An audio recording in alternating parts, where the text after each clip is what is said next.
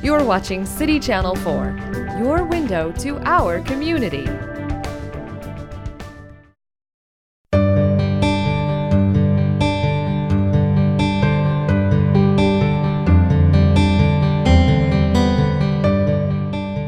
Each one of you will start down the end with Steve.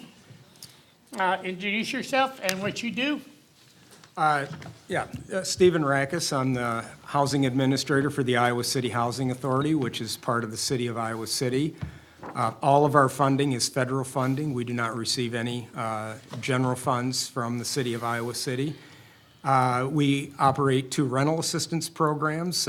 Public housing are the units that the city owns. There's 81 public housing units, primarily single-family homes, zero lot lines, and duplexes. We manage the Housing Choice Voucher Program, which is the private market tenant-based rental subsidy program. The difference between those 2 programs, obviously, one is a fixed location, the other, people can rent anywhere. For the Housing Choice Voucher Program, families have to be below 50% of the median income to qualify. For public housing, it's below 80% of the median income. We have a family self-sufficiency program and basically 3 home ownership programs, primary one now being the families that qualify can convert their voucher from rental to home ownership. So we just help pay a portion of the mortgage. So that's it. All right, I'm Stan Laverman. I'm the Senior Housing Inspector for the City of Iowa City. I oversee the inspection of the 18,160 rental units that we currently have on the books for Iowa City. I also handle the nuisance complaints. So if there's issues related to housing or neighborhood issues, it's my work group that goes out and conducts the inspections and answers back to see what problems there were and make sure they're corrected. My name is Chris Villhauer. I'm with Southgate Companies here in Iowa City.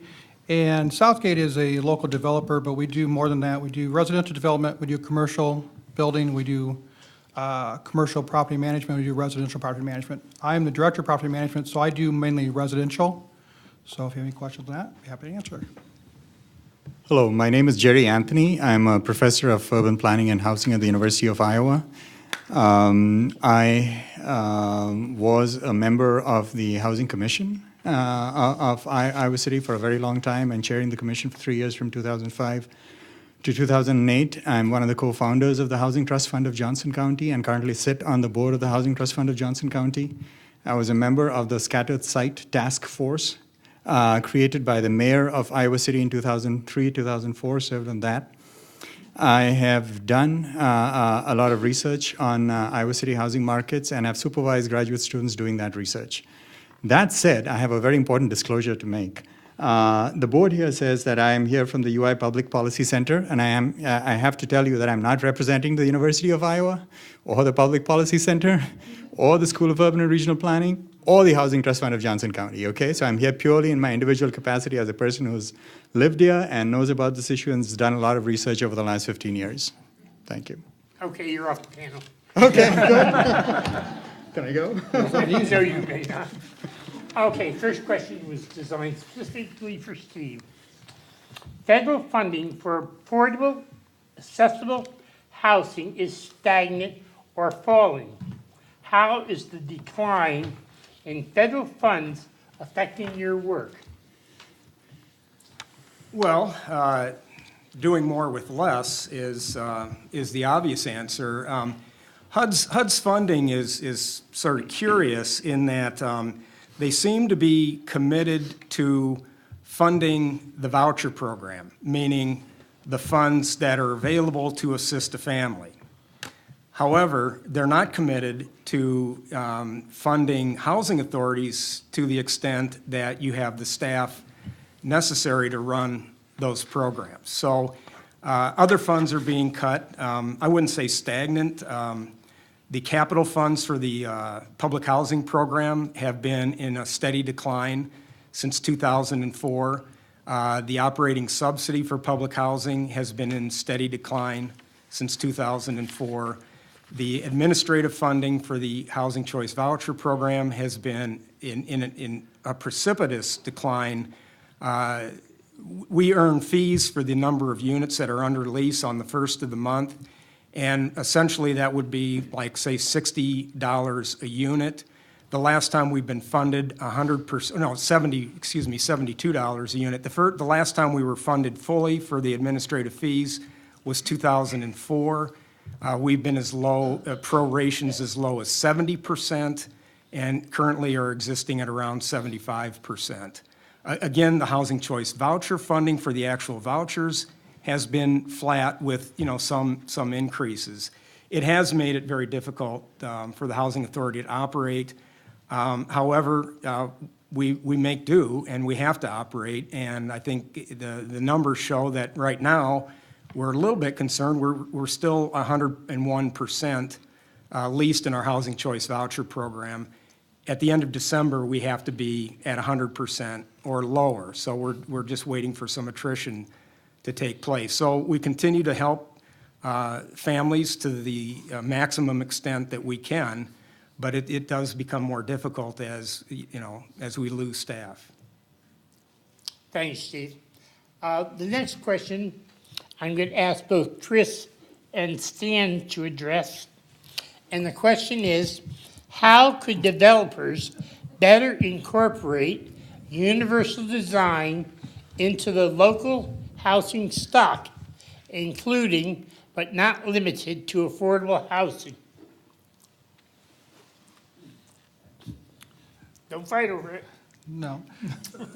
For those who were earlier with Mary Ann's question too, what the cost involved for developers, whether you're public or private, there's so much involved with that that the general public doesn't see that's involved with the cost for that. So for us, we need to find a way to bridge that gap. Whether it is, like Mary Ann said, restricting, maybe make some of the covenants less restrictive.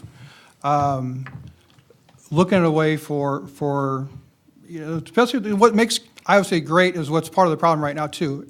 It's so popular and the building's so good. We use subcontractors in our projects. The subcontractors are all busy. They're charging premium rates.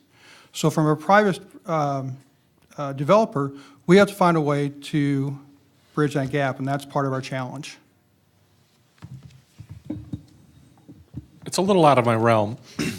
With housing inspection, I'm getting into the properties after they were built, but I sit in the same office as the building inspector, so you kind of pick up a little bit through osmosis. And there's been a plan in the past to have standards put in place. Part of it, Mary Ann alluded to, of wider doors and grab bars, and that's the very bare minimum. But I mean, there's ways that housing could be built that had accessible features built into it. But as Chris is saying, all of that cost additional money.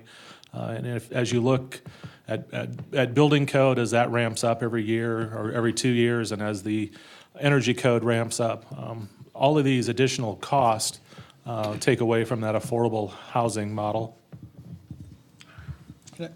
Before we go on, let me follow up with that if I may. Yeah. Sam.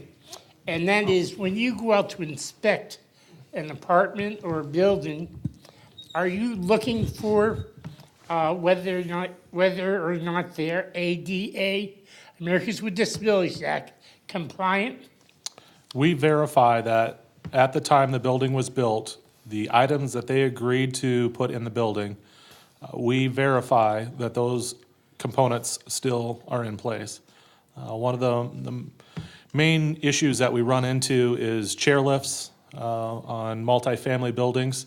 They sit outside. We inspect every 2 years.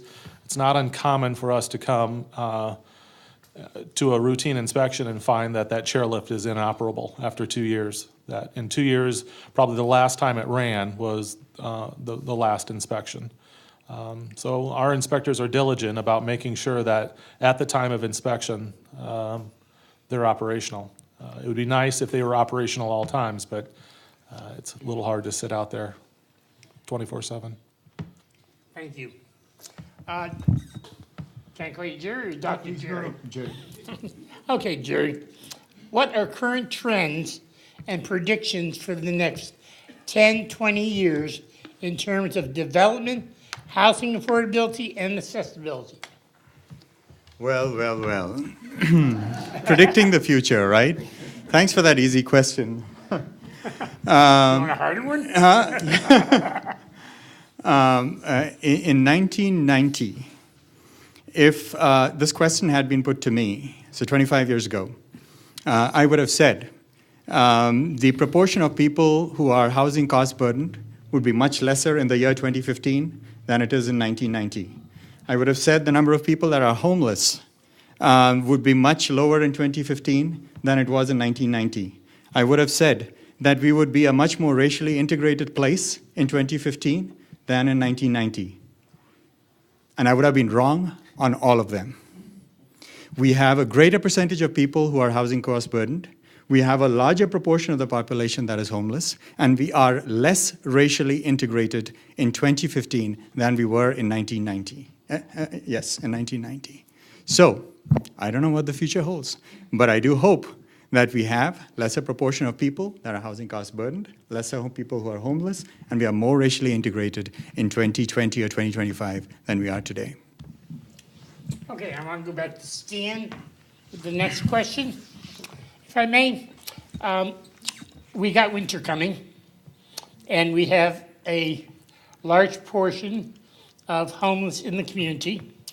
Last winter, the city council, I think upon recommendation of staff, used Audis as a shelter for those overflow from shelter house. We don't have Audis anymore. Has staff thought about or made any recommendations to the city of what we're going to do with our homeless overflow? Was that me, or I thought you said Stan? It was me. I said Stan. That's what I thought. Why are you looking at me?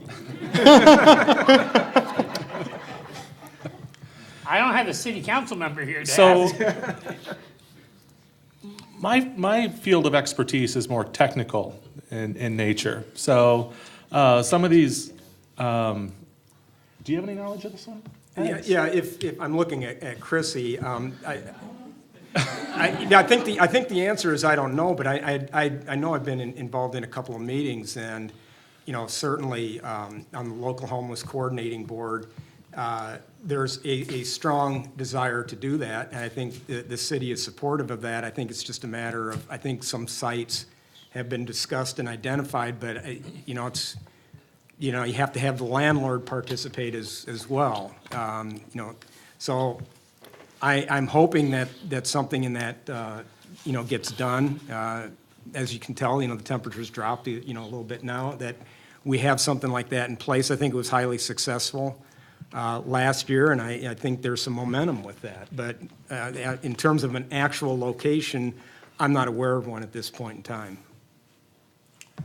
Okay, and I'm going to go back to the questions from the first group. If you have a question, get a note card from the back, or raise your hand, it'll be brought to you, and pass it in, and we'll address it. Hi, Stan. You again. Wow. Whose rule is it that someone who gets Social Security income dollars can't earn or save enough more money to live? Federal, question mark, or local, question mark? That would be federal. And I know that from my time in the Housing Authority. Okay. Steve, you want to add to that? Yeah, I mean, the people receiving Social Security, the rules and the guidelines regarding income and work and how much you can work, how much income you can receive, and how that impacts Social Security and supplemental security benefits are all determined by the Social Security Administration and Congress. We have no control over those rules and regulations. Okay. Well, I guess we're kind of flip-flopping back and forth. Sorry, gentlemen. This goes to Stan. This one is in your expertise. All right. Get one in his wheelhouse. If houses are shared by lots of people in order to share expenses. Can you blame them? Who gets in trouble if it's discovered? That's a very good question.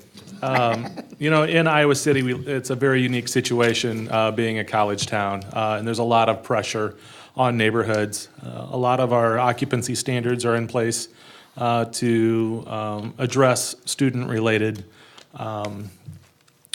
causes of I wouldn't say disaster, but causes of problems in our neighborhoods. Unfortunately, that kind of falls out onto families that are doubling up and that are trying to just get by. It depends. The question, I guess the answer would be it depends. Who signed the lease? Who is knowingly living in this house?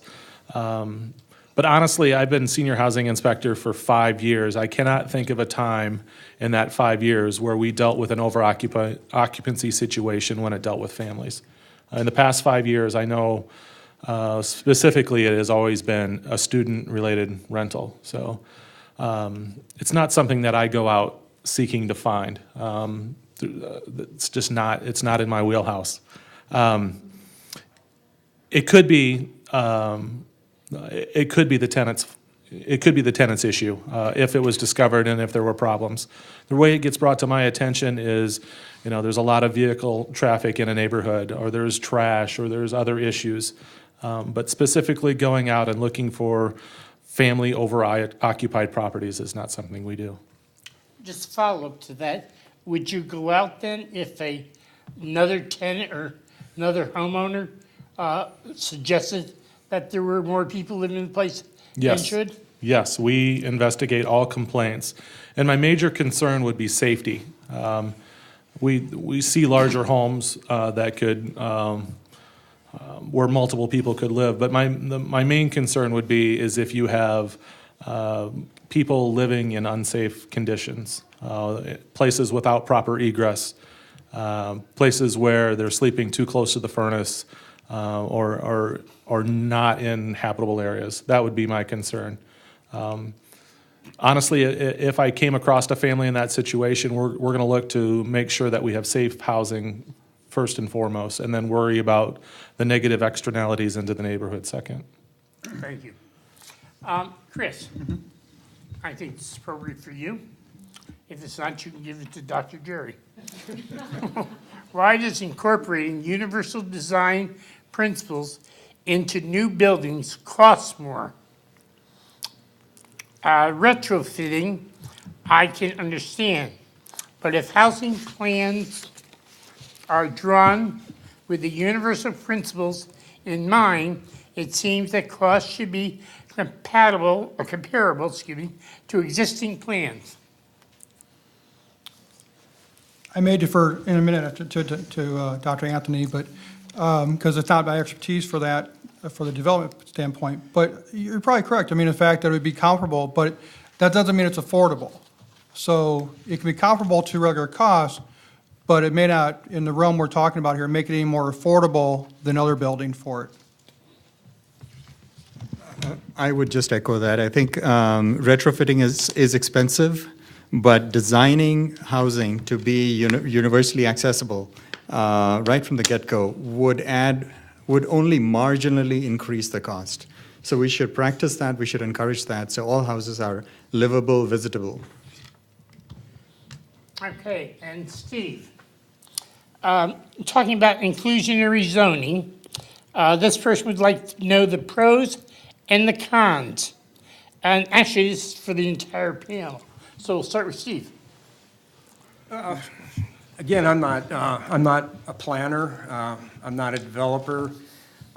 Pros and cons of inclusionary zoning. I think one aspect that somewhat gets lost in that discussion is if you have an existing neighborhood. Let's take the east side of Iowa City. If there's no land to develop on the east side of Iowa City and you have inclusionary zoning citywide, I don't know how that it really impacts those neighborhoods that have already been built out. I think given the complexities of that and some of the politics involved, I firmly advocate, not just as, you know, the housing administrator, but as a, you know, taxpayer, I firmly advocate having, you know, a regional approach to that question. I think, you know, we're a regional operation. We're part of the city of Iowa City, but we operate in Johnson County, Iowa County, and Washington County north of Highway 92. And I think it would be beneficial if we could come up with a regional approach to affordable housing, to inclusionary zoning, that, you know, all of the municipalities and rural areas can buy into. So again, that's not, you know, Jerry's the, you know, has more expertise in how inclusionary zoning works and how it benefits and some of the pros and cons. I would defer to him. Well, no one else is going. Yeah. I guess I'll speak from a personal experience. And when my kids were in grade school, we were in the Roosevelt attendance area. And I think we really benefited from that mixed income and very diverse background, that my kids were exposed to a lot of different things. And I think there's certain things that they'll carry forward in, you know, in their lives that they really benefited from that. So that's just a personal thing for me, that we benefit a lot from being in those very diverse and mixed income environments. Okay, inclusionary zoning. Inclusionary zoning is a fantastic public policy tool. It's got, the question is pros and cons for whom? Pros and cons. So my response is really pros and cons for whom? For society as a whole, there are no cons. It's pro all the way. Inclusionary zoning creates different kinds of housing, ownership and rental housing, at different price points scattered across the community. It should be adopted as a mandatory policy applicable to all new housing developments in the city. When you do so, you scatter people who are of lower income or lower middle income across the community. They're not concentrated in one place. Doing so ensures that they become more integrated with the fabric of the city. Integrating people across different developments, diverse developments in different parts of the town ensures that if those people, those families have kids, those kids are not concentrated in one school. So we have heard a lot about free and reduced lunch concentrations and the negative effects on school performance on that. I haven't seen the data, but assuming that's true, inclusionary zoning would solve that problem. So in urban affairs, there are very few silver bullets that solve many problems at one time. Inclusionary zoning, mandatory inclusionary zoning, is one of them. Now, there are possible cons, and the one con is this. Developers often fear that having a few inclusionary units within their development could reduce their profit margins. And that fear is justified, but it can be offset by policy mechanisms such as density bonuses, giving them expedited processing, giving them some benefits on standards. So the possible cons are to developers, and they can be addressed. For society as a whole, the benefits of inclusionary zoning are profound and significant. Now, we've had this discussion, as Mary Ann said in the earlier panel, since 1993. Okay, in 1997, the City Council then voted on this issue, and it was voted down by 4-3. We haven't had a council vote on this issue, I believe. And I believe that it isn't because people in the city do not support it. People in the city, by and large, are for inclusion. They are not for exclusion. But our elected representatives have not stepped up to the plate and shown the courage to do it. And I think it's important to add, Jerry, and maybe you can give us a little more information on this, that you mentioned the schools. Yep. This is a zoning problem we're talking about. The school problem is really a city problem dealing with zoning. So how long, Jerry, do you estimate that it would take, once we get inclusionary zoning in, will take to be able to get full cycle to where we will have more diverse communities and neighborhoods so that children won't have to lose their school and go to a different school? Well, let me highlight something that you mentioned. You mentioned that this problem of concentration of free and reduced lunch kids in schools is a zoning problem. Indeed, it is a zoning problem. So when I see the school district trying to redistrict to balance the free and reduced lunch things, reduced lunch proportions, it's like putting Band-Aid for cancer. It is not what caused the problem. You have to solve the problem through inclusionary zoning. How long would it take? Had we started this in 1997, we wouldn't be having this discussion today.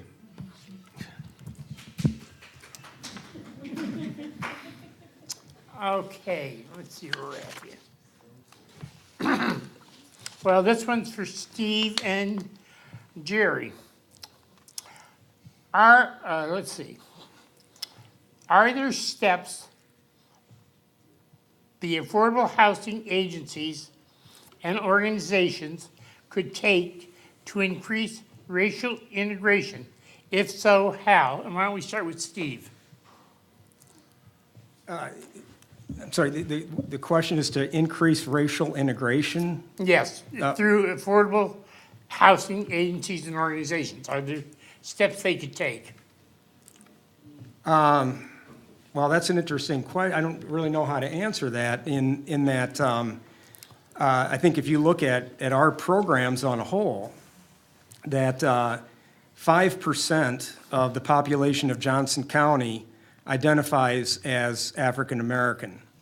On our program, both the Housing Choice Voucher Program and the public housing program, virtually 36% of our heads of household are African American.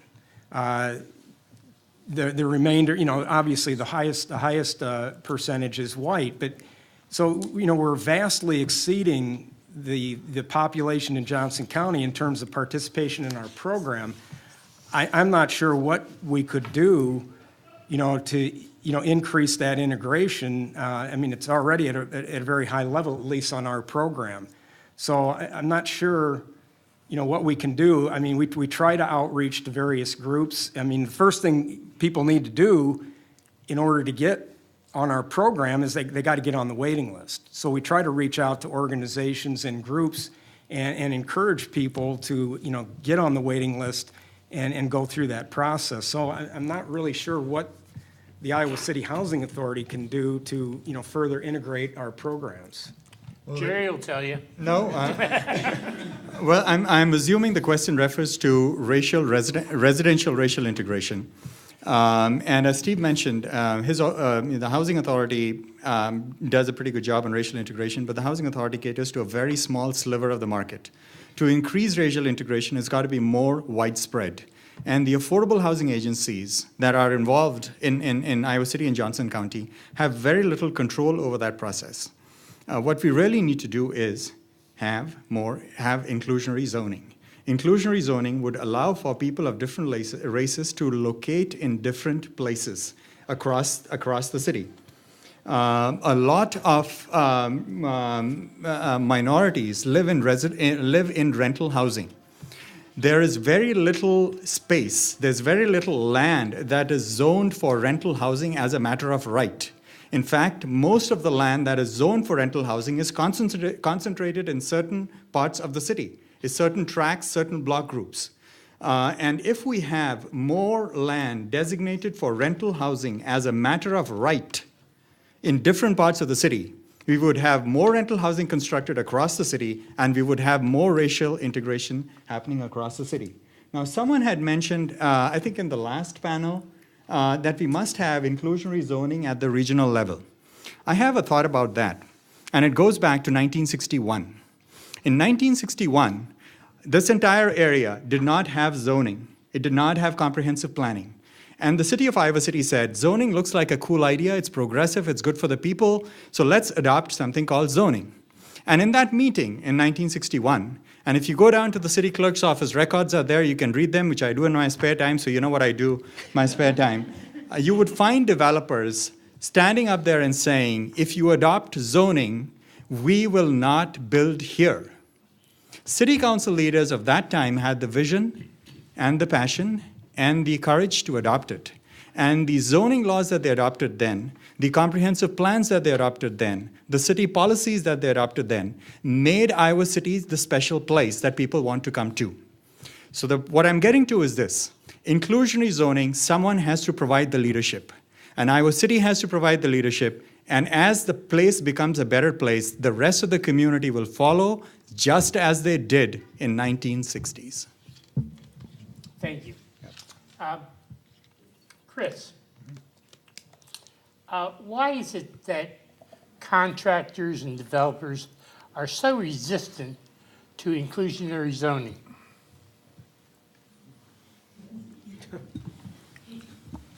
Well, I certainly can't speak for every developer and contractor in the Johnson County area.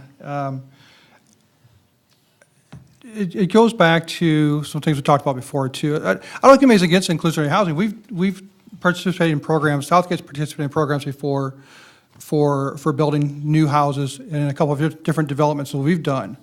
But it does come back to, again, if you're trying to do affordable, it comes back to the cost, what's involved with it.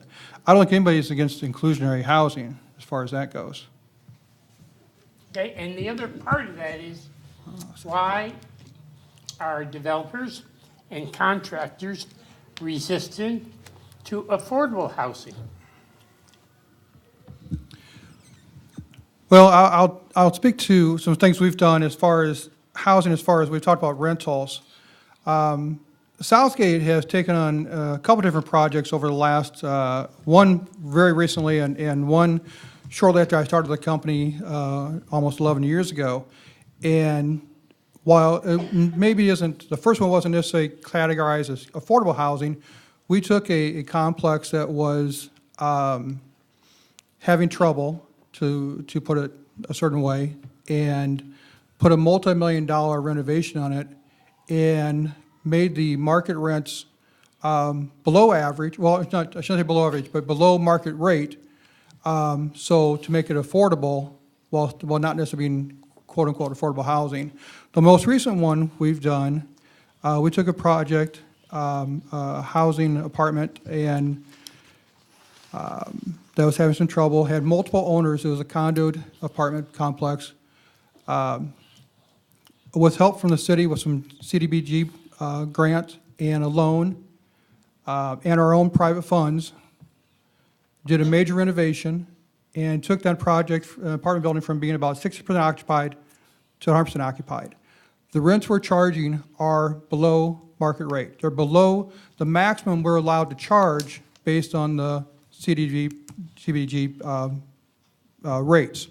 So we've chosen to do that. To answer for the other people, it would not be fair for me to do that. Thank you. Jerry. Oh, and I might want to add one more thing on that. That loan we paid off early too. So we're going to pay that off early, so there. Anything else? No, that's it. Okay, Jerry, in your opinion, why are we less diverse now than, as you said, in 1990? Well, I made that comment based on numbers, not based on subjective opinion. There are ways to measure racial integration. The data for measuring that is available, provided by the census. One of the common measures of looking at that is called the index of dissimilarity. It's a measure of residential segregation. If you look at African-American white segregation in 1990, our score was about 40. Higher the score, the greater the segregation. Lower the score, the more the integration. In 2010, based on census data, our score was 55. So we went from 40, a low score, to 55, a higher score. What is really shocking about this is between that same time, over that same time period from 1990 to 2010, across the community, city after city has become more integrated. The same trend holds true for the major metro areas in the state.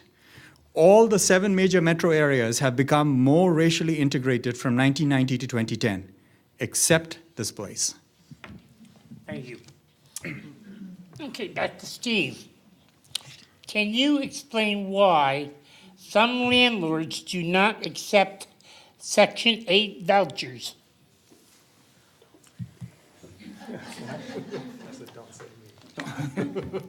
Well, there's any number of reasons that landlords won't accept a voucher.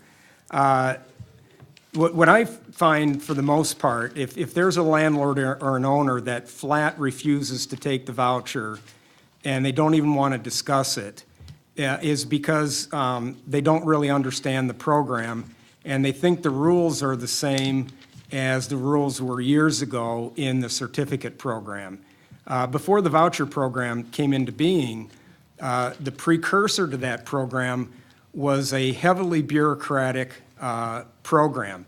The landlord had to use the housing authority's lease. It was a never-ending lease. You couldn't just not renew the lease. The housing authority had a great deal of control, and if you had, say, a 12-plex and you accepted a certificate in that 12-plex, then you couldn't make the decision as the owner that I might have 6 vouchers and 6 non-voucher families. Once you accepted the certificate, you had to accept everybody on the program,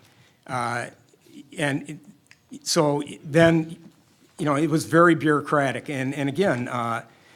That program changed, but a lot of landlords don't understand that the rules are different. They believe that the rules are onerous, they believe the paperwork is onerous, and they don't even want to discuss it. And a lot of times, these are absentee owners, they don't even live here, and they just tell the management company, no vouchers, that's it. So the management company has to do what their employer is telling them to do. Other aspects of, why do certain families with a voucher find units and other families without a voucher find units, a lot of that comes down to whether or not the family has a security deposit. Most landlords in the city of Iowa City will charge 2 months' rent for the security deposit. That's the max allowed by Iowa law. Some families have bad rental histories, bad landlord references, evictions. The only landlords that I'm aware of in the city of Iowa City or in Johnson County, for that matter, that do not use credit scores as part of their screening process is the Iowa City Housing Authority and the Housing Fellowship. So it's very complex, why some families are successful and some families are not successful. A couple of the burdens that I believe were administrative burdens to landlords was, one, we're inspecting every year. HUD has finally changed that to where we're now on biennial inspections. So within the city of Iowa City, we are counting on the rental permit data for that. So we still have to inspect when a family moves in, but at the annual review, we no longer have to inspect that unit. So what we're looking at in Iowa City is now, in that 2-year period, we're looking up the rental permits. If there's a rental permit inspection that's prior to that family's annual review, we put that down as the last inspected date. So I think that's one administrative burden that is a relief to landlords. The other one that I think is a huge administrative burden, especially if a landlord and an owner has some multifamily complexes, and that is HUD requires a landlord gives us 60 days notice for a rent increase. Everybody else, if you look at the Iowa code, there really isn't any number of days given in there as notice. But what's been generally accepted in the state of Iowa is 30 days notice, 30 days written notice. So I think that's a burden for landlords, and we've always made that recommendation to HUD that why can't we just have a 30-day notice like everybody else? Because now, a landlord, like I said, if you have a large multifamily, now you're keeping track of who do you have to give a 60-day notice to, who do you have to give a 30-day notice to. I guess it's easy to default to giving everybody a 60-day notice, but that's probably one of the number one complaints I get is that. And landlords just think the paperwork is onerous, but it's not. It's like four pieces of paper above and beyond what they have to do with anybody else. So again, right now our program through October, we're at 101%. I mentioned that before. We have 1,215 housing choice vouchers, 1,215 housing choice vouchers, and 77 veteran supportive services vouchers that we manage a program in conjunction with the VA. And again, through 10 months of the year, we're at 101% voucher utilization. So, people are finding units. The last time I looked at calendar year 2014, from January through, I believe it was October of 2014, we added 80 landlords that had never been on the program before. So families went out, found a landlord, sold themselves, were able to rent the unit, and were successful. We're charging by the word, Steve. So then second part of the You just answer won. is, I want to follow up with that and also indicate that the Human Rights Commission is here for people that have complaints or concerns about housing discrimination. And they simply have to contact our office and fill out the information, and Stephanie Bowers, our coordinator, will take care of it from there. Can I just add something, please? Yes, please add. The question that was posed to Steve, and Steve gave a very good answer, comprehensive answer to that, was why do landlords discriminate? And as Steve mentioned, it's a very complex process, and there's no clear answer to that. But some of you might be wondering, does this kind of discrimination happen at all? And I want to provide you with some information about that. In 2014, the city of Iowa City had done a surveyed all people who get some kind of housing assistance. And I was involved in the survey a little bit, all kinds of housing assistance. And 210 people responded to that survey. Of those 210 people who responded, 34% said, so a third of the population that responded said housing discrimination was a problem in Iowa City. And the biggest source of discrimination that they felt was the use of a housing choice voucher. So it's a very, very significant problem, and there are no easy answers for this, as you got from Steve's response. Okay, the next question's for Stan. Do you think families that can't find housing feel overwhelmed in our community? Are they moving to other cities like Cedar Rapids? And in particular, we're talking about people in Section 8, because those are the ones you go out and inspect every year. Well, we used to inspect every year. Now it's every 2 years. So Oh. it's changed. I thought I heard You should have asked me this question 10 years, was it 10 years ago that I worked in your office? yeah. Yeah, I probably would have been able to answer that a little bit better because, well, honestly, as I oversee the program, they don't send me out on inspections very much anymore because Chris doesn't like to see me. So, but to the point, do I feel that there are families that are not being served here? Yes, I think that's a situation with vouchers. I think that's a situation with my friends that have chosen to move out of town. Do I think it's at a higher rate with a voucher? I guess, Steve, can you? Yeah, the only population that we're actually seeing, if you will, flee Iowa City for more affordable housing is the participants in the Veteran Supportive Services Program. Again, we have 67, we have 77 total VASH vouchers, that's Veterans Supportive Housing. And I'd say maybe close to 30 of those, or somewhere in that neighborhood, have chosen to live in Cedar Rapids. Now, one of the dynamics that is common with that population is in order to be in that program, you have to have a direct referral from the Veterans Hospital. And the family has to agree to participate in 5 years of case management.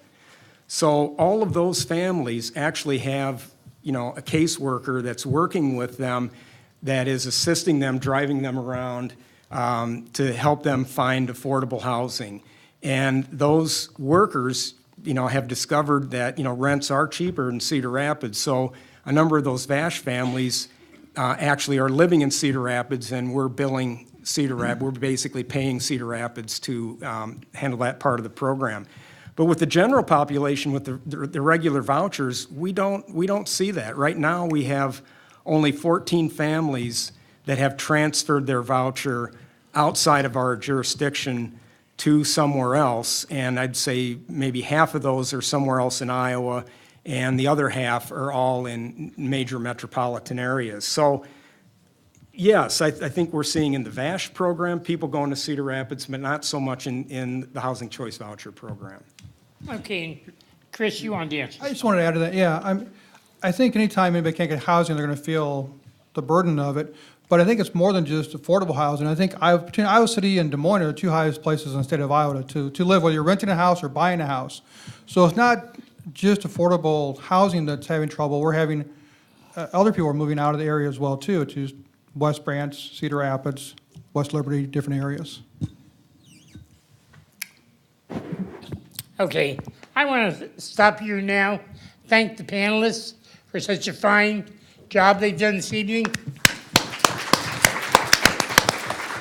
And I haven't been easy on them.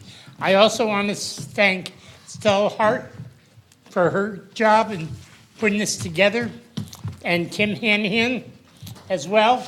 They're also commissioners. So let's give them a hand. And we could not do any of these programs without the expertise of Stephanie Bauer, our coordinator.